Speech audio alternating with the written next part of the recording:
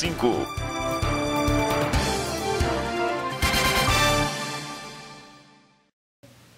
Iniciamos o segundo bloco no programa Elemento Fato, aqui na TV Beltrão, conversando com o Vilmar Pereira e o Luiz da Silva. Claro, estamos falando sobre a falta de acessibilidade para portadores de deficiência visual.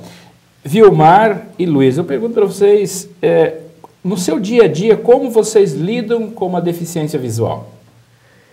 Eu penso que a gente, enquanto pessoa cega, tem várias dificuldades inerentes à nossa condição, mas existe a capacidade de superação. O detalhe é que, além das dificuldades características de uma pessoa cega, a maior dificuldade é a falta de políticas públicas de melhorias.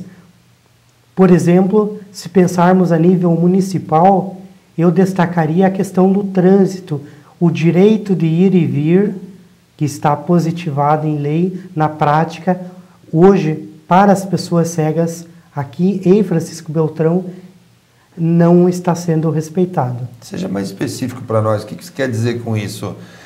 De parte da estrutura ou de parte dos motoristas? Um conjunto de fatores. Então é assim, as rotatórias para as pessoas cegas, não só para as pessoas cegas, para muitas pessoas, mas eu vou especificar aqui porque é o foco do nosso trabalho aqui hoje. Eu, como cego, eu chego num semáforo, eu escuto o barulho dos carros, eu consigo interpretar para quem está fechado ou aberto o sinal. Na rotatória, o trânsito não para. Por excelência, o motorista beltronense ignora pedestre. Isso é notável. Pessoas que vêm de fora também têm esse mesmo olhar. E como fica? Então, se o pedestre não tem vez na faixa de pedestre e o trânsito não para na rotatória, como fica? Para uma pessoa cega, isso é muito mais complexo.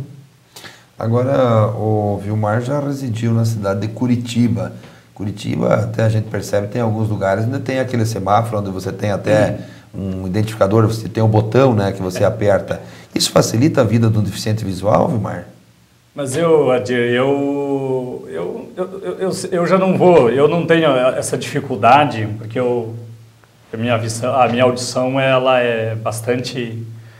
bem melhor que muitos, né? Então eu não tenho dificuldade com o trânsito, né?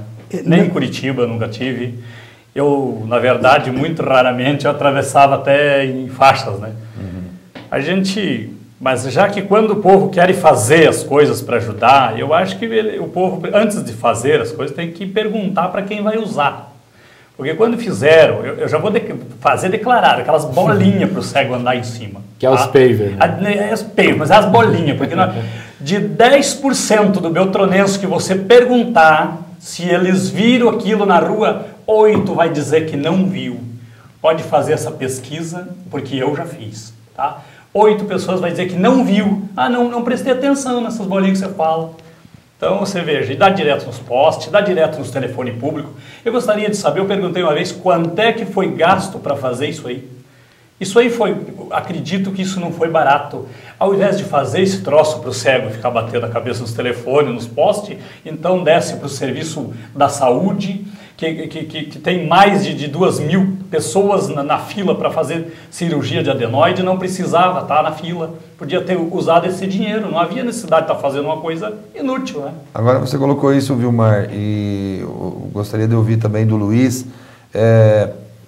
A lei hoje estabelece algumas coisas que tem que ter, mas isso na prática está atendendo a necessidade? Quer dizer, quem não tem a deficiência visual, imagina que aquilo está atendendo. Agora, hoje, por exemplo, quando vocês andam numa rua, guia rebaixada, serve para o cego? Essas bolinhas na rua, você já disse que não serve.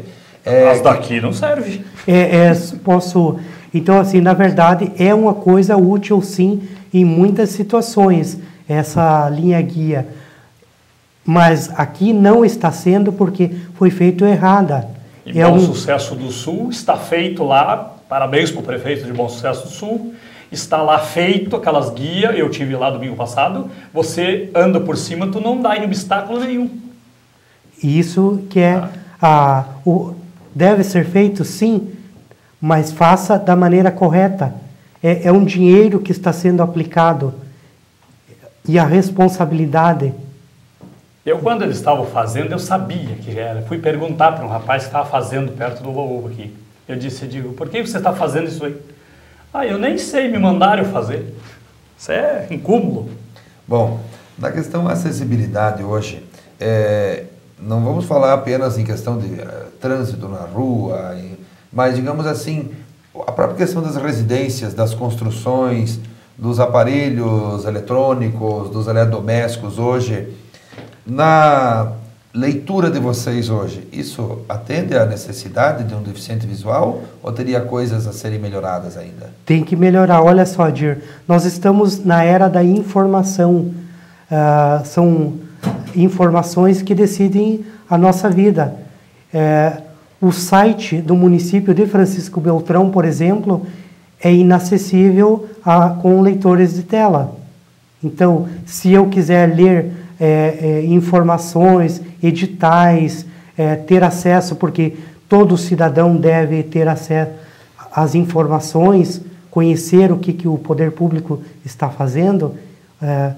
Para isso existe portal Transparência, existe meios eletrônicos, mas infelizmente o site do município de Francisco Beltrão é inacessível com o leitor de tela. Porque ele precisaria de algum dispositivo diferente para que isso fosse possível? Alterar o layout do site, que é uma coisa relativamente simples para quem trabalha com essa questão de HTML, PHP, programação aí na área da web. É interessante e curioso isso, porque nós até antes comentávamos. Bom, eu vou perguntar para vocês. Qual a porcentagem da população hoje no Brasil ou no mundo que tem deficiência visual? Eu acredito que esteja os 4%. Né? 4%. Enfim, esses 96% que fazem as coisas fazem pensando para a sua condição, né? Ignorando a necessidade, né, das pessoas que têm uma deficiência. Né? Isso que nós estamos falando apenas de uma deficiência, que é a visual. Temos que considerar, de repente... Tem o surdo que precisa das lâmpadas, dos telefones com lâmpadas. Os cadeirantes, né? E depois o custo, né, Adir? O custo para a gente obter hoje, que nem eu, Luiz, aqui, a gente pode, mas a maioria não pode nem ter um celular, né, acessível. O custo é muito para... E isso alguém deveria de chamar e pegar para comprar num custo mais barato, né? Mas são coisas do futuro. Interessante, né? Curioso, e é bom a gente saber, eu acho que é uma das finalidades do nosso programa, trazer esse debate para que as pessoas que estão em casa e que de repente fazem parte desses 96% que não têm uma deficiência visual, percebam e sintam a necessidade de quem tem o problema. E às vezes até pensa que está ajudando ou executando uma obra que venha para atender esses problemas, essas necessidades, e estão bem distante delas, né? Encerramos o segundo bloco e voltamos logo em seguida.